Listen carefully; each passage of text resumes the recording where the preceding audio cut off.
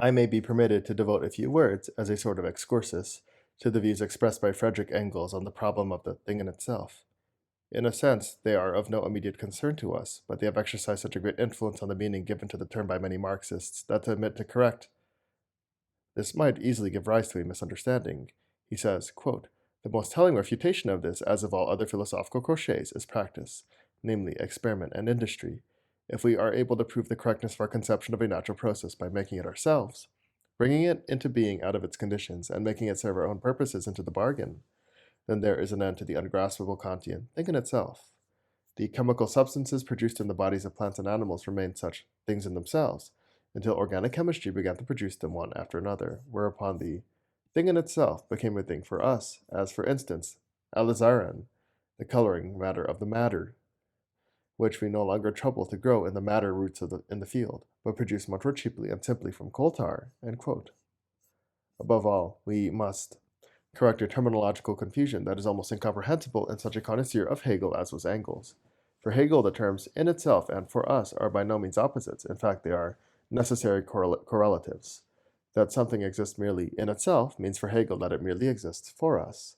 The antithesis of for us or in itself, or rather for itself, namely that mode of being posited where the fact that an object is thought of implies at the same time that the object is conscious of itself. In that case, it is a complete misinterpretation of Kant's epistemology to imagine that the problem of the thing in itself could be a barrier to the possible concrete expansion of our knowledge.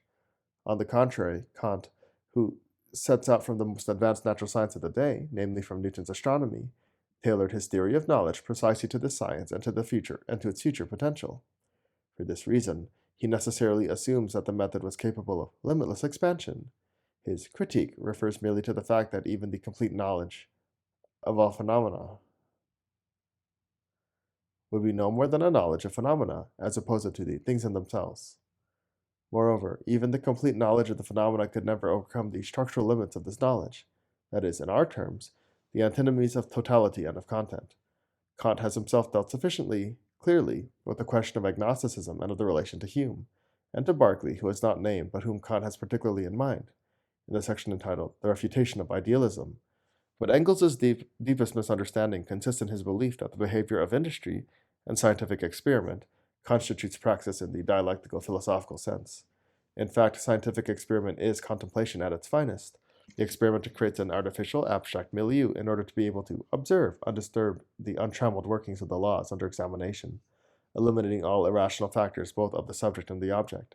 He strives as far as possible to reduce the material substratum of his observation to the purely rational product, to the intelligible matter of mathematics. And when Engels speaks, in the context of industry, of the product which is made to serve our purposes, he seems to have forgotten for a moment the fundamental structure of capitalist society, which he himself had once formulated so supremely well in his brilliant early essay. There he had pointed out that capitalist society is based on a natural law that is founded on the unconsciousness of those involved in it. Inasmuch as industry sets itself objectives it is in the decisive, that is, historical, dialectical meaning of the word, only the object, not the subject of the natural laws governing society. Marx repeatedly emphasized that the capitalist, and when we speak of industry in the past or present, we can only mean the capitalist, is nothing but a puppet. And when, for example, he compares his instinct to enrich himself with that of the miser, he stresses the fact that what in the miser is a mere idiosyncrasy is, in the capitalist, the effect of the social mechanism, of which he is but one of the wheels. Moreover, the development of capitalist production makes it constantly necessary to keep increasing the amount of capital invested in a given industrial undertaking. The competition makes the immanent laws of capitalist production to be felt as external coercive laws by each individual capitalist." End quote. The fact, therefore, that industry, that is, the capitalist as the incarnation of economic and technical progress, does not act but is acted upon, and that his activity goes no further than the correct observation and calculation of the objective working out of the natural laws of society, is a truism for Marxism, and is elsewhere interpreted in this way by Engels too.